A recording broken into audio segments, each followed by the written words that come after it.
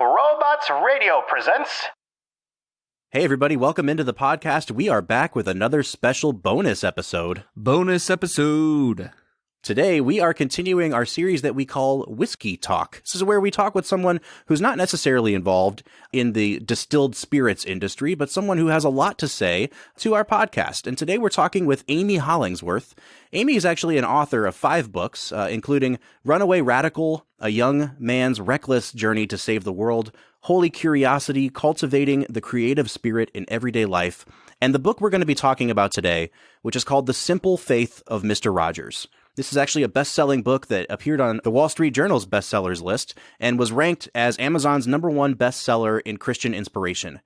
Amy is a former psychology professor. She's the mother of 2 grown children who are both writers, and she lives in Virginia with her husband, Jeff. Amy, it is so good to have you on the podcast today. How are you? I'm great. Thank you so much for having me on. I saw an interview that you did with the Huffington Post, and I was just so blown away at how you talked about your relationship that you had with Fred Rogers. And I think it speaks so much to where our podcast is right now, because we've seen 2 pretty major motion pictures come out just in the last couple years about Mr. Rogers. You know, we have one fiction and one documentary. And to have someone that had such personal contact with him and who comes from, you know, the media as well, I think it was such a no-brainer to have you on the podcast. So we are so excited to talk to you about the book and about your relationship with Fred Rogers. Thank you. I'm curious to know which you liked better, the documentary or the film, but we'll get into that later. Good. I can't wait. Brad, I think we picked the correct person to bring on the show. 100%. She's already dividing us. Oh, that's interesting. Okay. So, Amy, I want to get into talking about the book a little bit before this devolves into just a screaming match between Brad and I. So your book is called The Simple Faith of Mr. Rogers. And what I really loved about it is that the way you set the book up is to kind of talk about your personal relationship with him, how you developed a correspondence with him that lasted for years until his death. Now, I was wondering if you could just fill our listeners in a little bit on a little bit of the history of how you got to know Fred Rogers. Well, I didn't grow up watching Fred Rogers. I was out of his demographic when his show began to air nationally. So for me, I really got to know him as a teenager through the parodies, the Johnny Carson and Eddie Murphy parodies. That's about as much as I knew about him. And then my son was born. I was working in television. And when he turned 2, he started watching TV. And that's really how I discovered Mr. Rogers, through his eyes. And he would, for one thing, Fred made him sit still for a half hour a day, which was a miracle in itself. And so I started, I want to know, how do you do that? So I was really drawn to him as well and felt like I needed that 30 minutes of calm and quiet and peace with Fred. And I think, especially because of my background in psychology, I realized that he really knew what he was doing. And so I was working in television at the time, and we had done some programming for children and wanted to extend it. And so I said, why don't we go interview Mr. Rogers? And, the network that I was working for said, go ahead, good luck. We've tried for 20 years, and he's never once consented to give an interview. So, I called his people, and I asked for the interview, and, no answer. Weeks went by. And I was just reading the newspaper one day, and there was an op-ed piece by Don Feder, who used to write for the Boston Globe. And it was a review of Fred's book, and it was called, the article is called, It's a Psychobabble Day in the Neighborhood.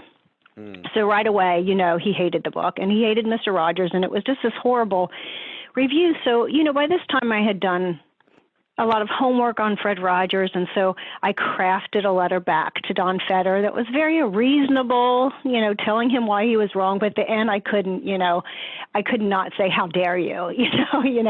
So I sent the letter off to Don Feder. I'm sure he's never read it. So I thought, well, Fred's people need to know about this. So I sent the op-ed piece and my letter to Don Feder to Fred's office.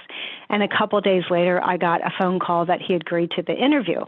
So I was in Pittsburgh like a month later, and it wasn't until I got to Pittsburgh that I discovered that it was that letter that I had written in defense of him that convinced him that I was sincere enough to be trusted.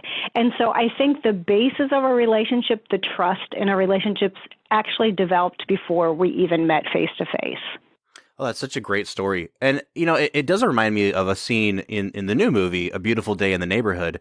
It's a fictionalized version of this author who wrote for Esquire named Tom Junod. And he goes to meet Mr. Rogers for the first time. And he has this really kind of cynicism and doubt that Mr. Rogers is who he says he is.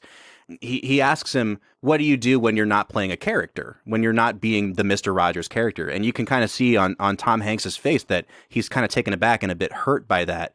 Now, I'm wondering, when you first got to be face-to-face with Fred Rogers and the cameras came on and you were interviewing him, what kind of reaction did you have? Did you find him to be as sincere as you expected him to be, or were you expecting something different than you got?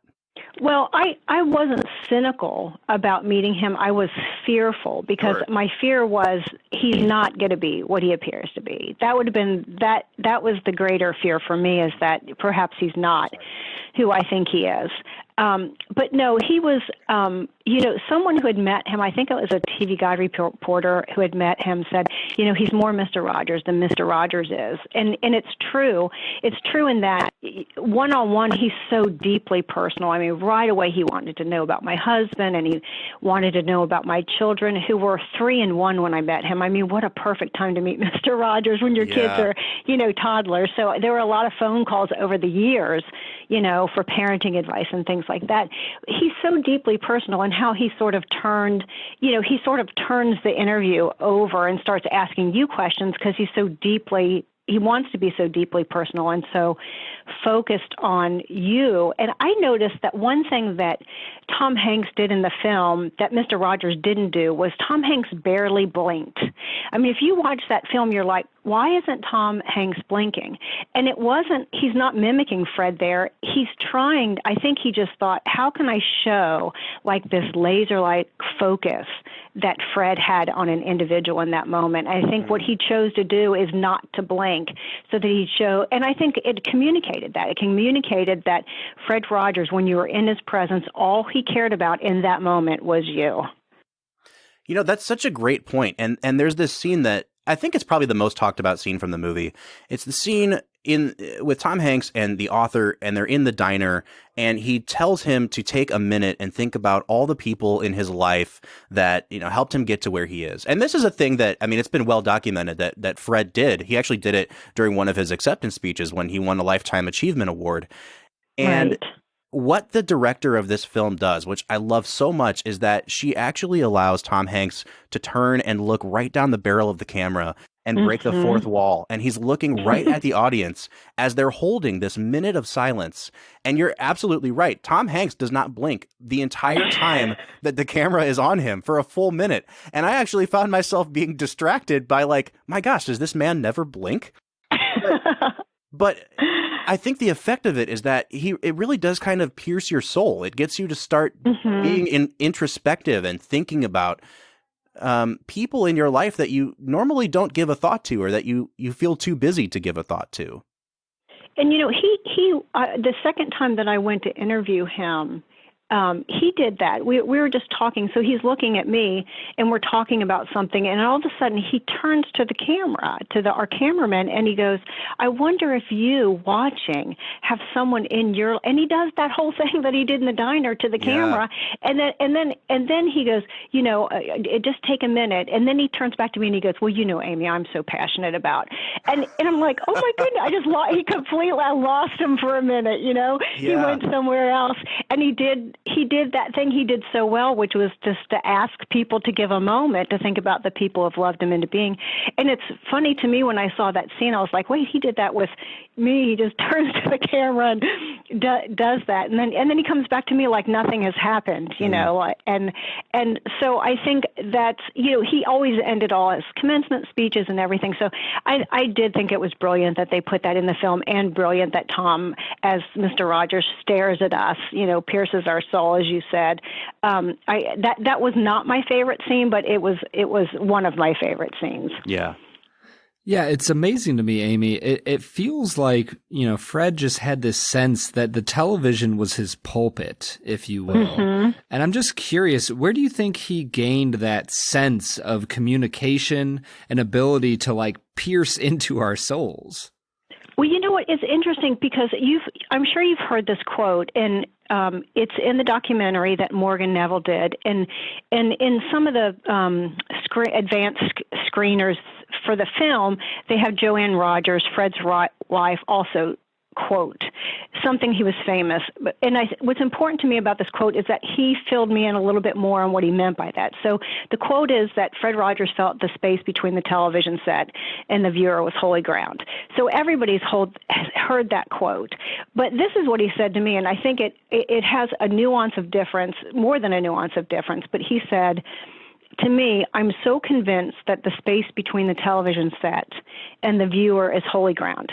And what we put on television can, by the Holy Spirit, be translated into what that person needs to see and hear.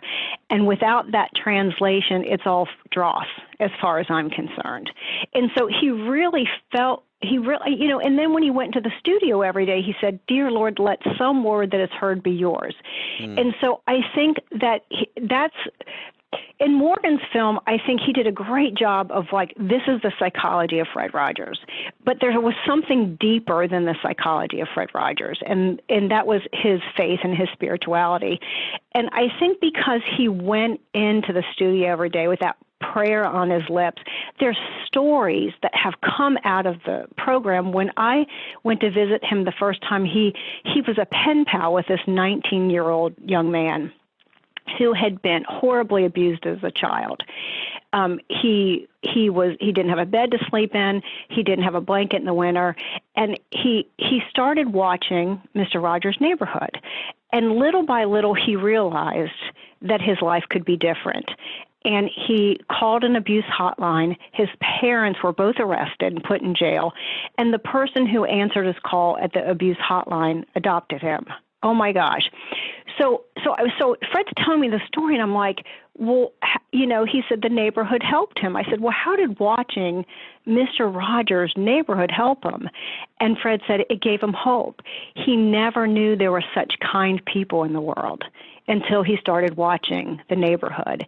And he realized if that can happen there, then that can happen in my life. And that's what gave him the courage to finally call an abuse hotline. Yeah, and you talked about the depth of Fred's faith, and that's kind of the title of your book is The Simple Faith of Mr. Rogers.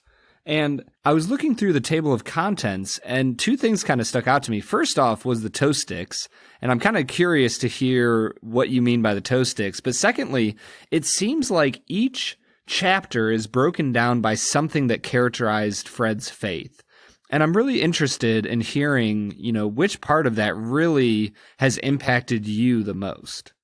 Well, I think with the toe sticks comes from a story in his childhood that he told me the summer before he passed away. And so I used that as sort of an imagery. And if we have time, I will go into it. But I think one of the things that when Fred and I, in fact, it was the first question that I asked him, he was filming a series of programs on fast and slow. And I had already decided to ask him, what is it about you in the program that it seems like there's a lot of focus on slowing down and, going slow and being quiet and everything. And he said, as for me, I need to be myself.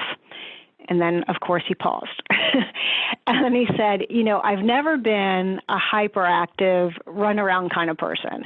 And, he's sitting across from me, and I am a hyperactive, run-around kind of person. So this is like the first thing out of his mouth. He's drawing this line between our personalities.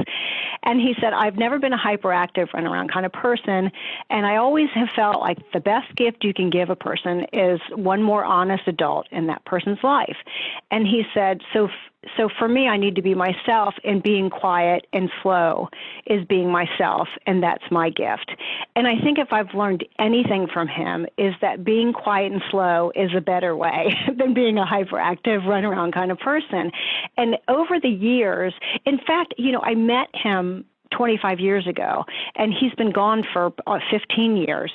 So I wish he could see how different I am and how the impact of the lessons that he taught me, the letters, the phone calls, all those things have borne fruit in a way that I'm much quieter and much slower than I was when we first met. And just taking time for quiet. Like when I travel now, and I've done this since he passed away, I never have the radio or the television on when I travel. Like if I'm staying in a hotel or whatever, I do that because I want him to know that I've learned the importance of silence. And so in homage to him, when I travel, I don't have any noise when I can avoid it. And so I think that's probably has been my biggest takeaway from my friendship with him. I think the thing that really stuck out to me, Amy, as I read some of your interviews and then got into reading the book, the very first chapter is about taking it slow. And that was the one that stuck with me the most as well. I work 2 jobs doing the podcast. I have a toddler and one on the way. And oh gosh. Yeah, right. So Goodness.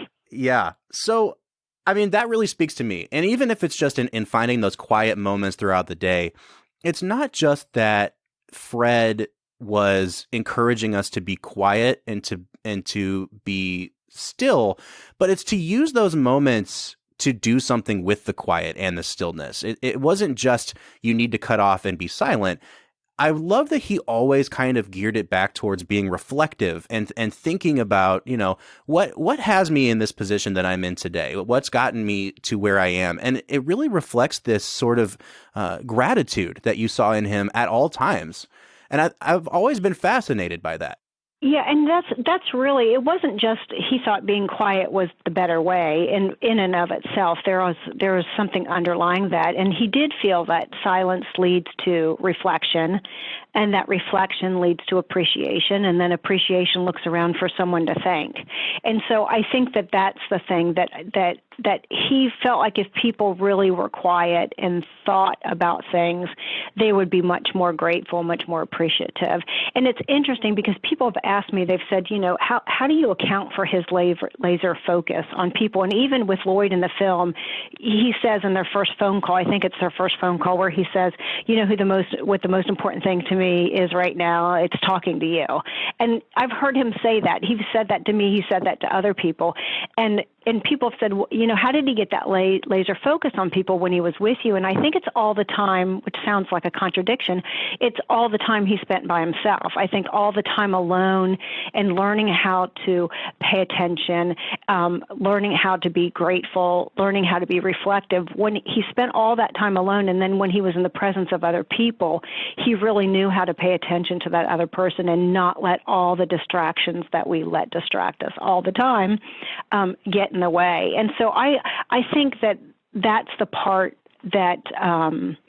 that's the part of our relationship I think that probably has borne the most fruit in my life, because I have hit brick walls, as you may, with your 2 full-time jobs and your toddler. And so I've been in those kind of situations, and they're not tenable. So, yeah, right. Spoiler alert, they're not tenable. So you do hit brick walls. And so I've had to learn over the years when I've come to those places, and he was alive for one of them, when I got into one jam and not when I was in the other. But I think he really gave me everything I needed to get through those difficult times by establishing ways in our everyday life to build in times where we reflect and when we're grateful and where we just have no noise at all. So, Amy, I want to segue a little bit into talking about the 2 films. And, we could only hold off arguing for so long, Brad and I. So I did want to ask, did you have any sort of role in developing either of these films as a consultant and in giving any sort of input? I did. They were so gracious to give me a film credit on the documentary. And I think it's because I was contacted about 18 months before the film came out, and I know that what I was told by one of the producers is they read The Simple Faith of Mr. Rogers and used that to make some decisions about how they were going to explore certain things. So which is really an extraordinary thing. And the second film, I was only involved in promoting it and sort of translating it for for the faith audience. I did some things. I did some promotional things for the film, but wasn't in any way, except that the plot is basically my life. A dysfunctional journalist meets Fred Rogers, and his life gets turned upside down. And I was like, wait, that sounds strangely familiar. That's what happened to me. Yeah. So. Yeah, and I'm interested, watching the film with Hanks in it, that obviously is historical fiction of sorts, if you will. I'm curious, what do you think that Hanks got most right? But also, it seems like Fred Rogers was the kind of person that no actor could fully imitate or become. So while Hanks, I'm sure, got a lot of things right in that film, what do you think there is about Fred that no actor could truly emulate? Well, part of my issue with even having Fred depicted by an actor is that the quote I said earlier about, the best gift you could give another person is the gift of your honest self. And so to have that person, to have then that degree of separation between that honest person, through an actor, it's difficult, I think. And so I had some concerns about the film, but I think what Tom Hanks did is he didn't try to mimic or impersonate Fred, but he did exude him. Somehow he found ways to make it feel, at least I felt after I finished the film, and I watched the screener link a couple times, and then I went to Pittsburgh for the premiere. I just felt like I had spent those 2 hours with Fred Rogers. And so, and I told the screenwriters, I said, I'm not sure how you were able to do this, but Mr. Rogers was in every frame of that film, even when Tom Hanks was not on screen. That's how I felt. And so I felt like however they were able to do that magic, they were able to, through the music, even it's like the film is thoroughly him. It's thoroughly his spirit, and it's thoroughly his unique brand of creativity. Even that trippy fugue state, dream state sequence.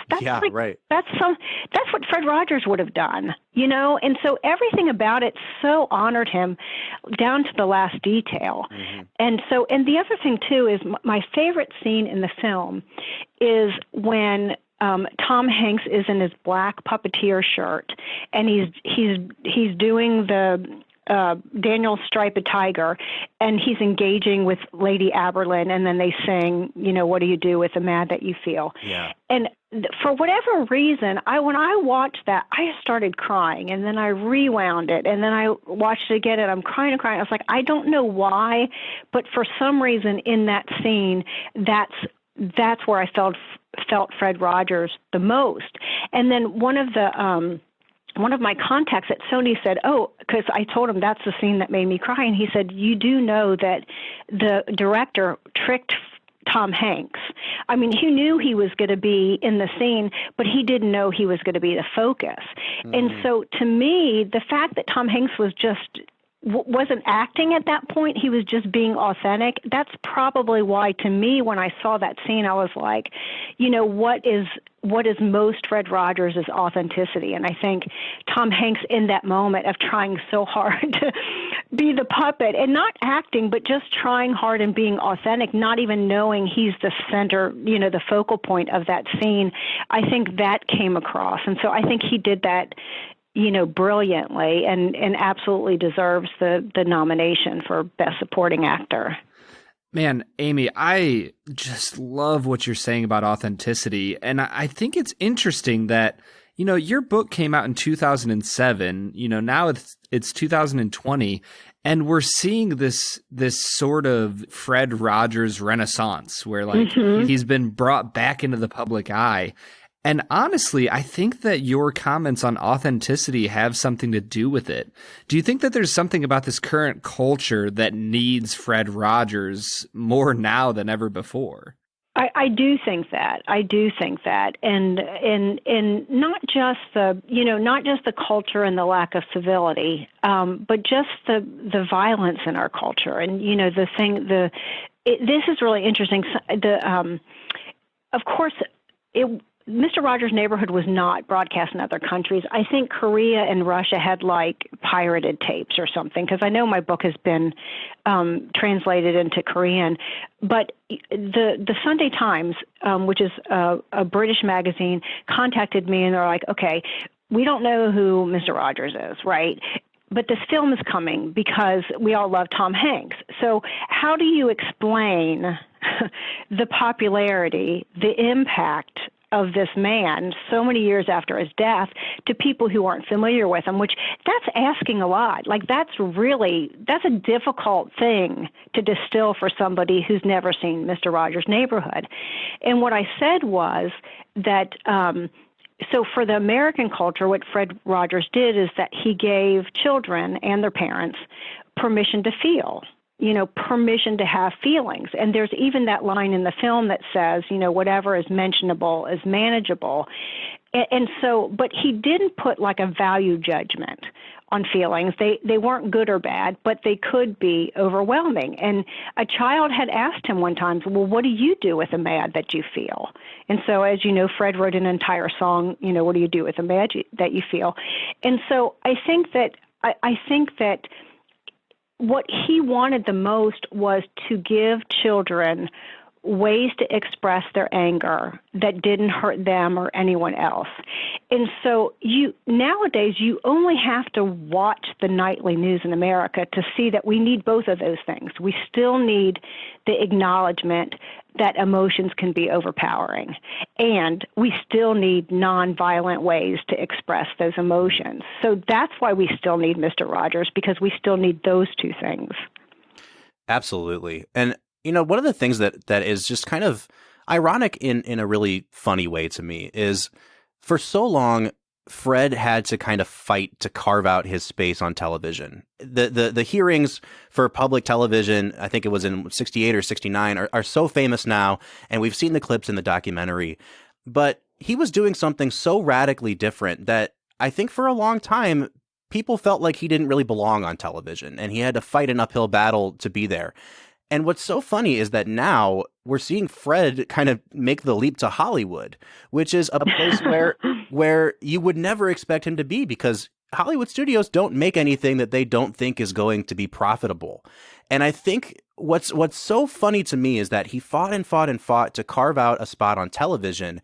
And now, 15 years after his death, what we're seeing is that audiences are really gravitating towards this sort of gentle, quiet, reflective philosophy that he carried with him. Mm-hmm. I think so. And I think, I heard somebody say, why don't we just, instead of having a Hollywood film about Fred Rogers, why don't we all just go into a movie theater for a couple hours and watch old Mr. Rogers' Neighborhood episodes? So I think people, and when I was writing The Simple Faith of Mr. Rogers, I watched every day. And you wouldn't believe how many times that I was stuck or was filled with doubt or whatever, or just trying to do what you're doing with children and jobs and everything. And that he would say something or sing a song, and it would be so encouraging to me. It would be so personally encouraging to me. And so I think people really want that. They still want they want that assurance, that they're special, or that it's okay to be angry, or there are ways to be angry that, after the Parkland shooting, I wrote an article about, wanting to call Fred on the phone and say, what are we going to do about all this, and I couldn't do that, of course, because he was gone. So I went through our interviews together, and we're watching them. And I wrote an article about, what I learned from him all these years later, just by looking at our original source tapes. And some prison group called and said, can we put this article in our newsletter for the prisoners, because they need to know healthy ways to deal with their anger, or they wouldn't be in prison. And it's just sort of extraordinary to me that all these years later, Mr. Rogers would be helping inmates, prisoners, to deal with their anger. Because I think that Fred felt like if you could get children at the youngest age to understand that there are ways to express how they feel, then we wouldn't even need prisons. Wow. Well, Amy, we're gonna kind of wind down here, and I so appreciate you going so deep with us on talking about your relationship with Fred and how he's been represented in these movies. we're timing the release of this episode with the release of the DVD for the Tom Hanks film, A Beautiful Day in the Neighborhood. And I have to know now, because you pitted Brad and I against each other at the beginning of this. Which one is your preferred film, and why would you argue for that one? Oh, you're going to put me in a bad spot. No, I loved both of them for different reasons. I really did. And I think that, people who love Tom Hanks but may not have cared very much for Mr. Rogers discovered Fred Rogers anew. And so I think that's really important. And I will say, I thought that the director and the filmmakers and the screenwriters, they just did a phenomenal job. I mean, when I told them what I said about, Mr. Rogers being in every frame, they said, well, we just really wanted to capture a spirit more than anything. And they were able to do that. It's phenomenal. I think when you really look at the film in every way that Fred is present in that film, I think it's near miraculous. I really do. And I also love the documentary because, it was Fred Rogers, and we got to learn a little bit more about what made him tick and the psychology of him, and they painted him as the complex person that he was. And so I think both were really well done and added to the Mr. Rogers-sance, the Rogers Renaissance. And so I think in that way they were I loved them both. Well, Amy, we are so thankful that Film and Whiskey was able to take a little part of the Mr. Rogers Renaissance. I think that all of the lessons that we talked about today, the lessons of authenticity, of silence, of caring for yourself so that you can care for others, they are so necessary in today's society, in today's culture. And man, I am just so thankful that you were willing to come on the podcast with us. Well, thank you for having me, but I didn't get any whiskey. I just want you to know. Oh, I know. I will put Bob on that. He will send you some here soon. I thought there might be some sort of weird dissonance between talking about Fred and drinking whiskey. Well, and he didn't. I'm teasing. Of course, I knew nothing about whiskey, and Fred didn't drink at all. You guys probably knew that. But I wanted to listen to your podcast and see if you guys sound different at the beginning or at the end as you went on. So I did that, but you guys were just clear spoken and everything. So I was hoping for, a little more drama by the end of the podcast. But I think it's a wonderful pairing, and so. Thank you for having me. Film and Whiskey Nation, we are so thankful that you could join us for this episode. If you have any thoughts about the movies, the Tom Hanks film or the documentary, give us a call. Our phone number is 216-800-5923. Once again, the number is 216-800-5923. Bob, can they find us on social media? Oh, they certainly can. We are on Facebook, Twitter, and Instagram at Film Whiskey. And if you'd like to check out Amy's book, it is available from every major bookseller, including Amazon. It's called The Simple Faith of Mr. Rogers. Amy Hollingsworth, thank you so much for joining us today. Thank you. For the Film and Whiskey podcast, I'm Bob Book. I'm Brad G. We'll see you next time.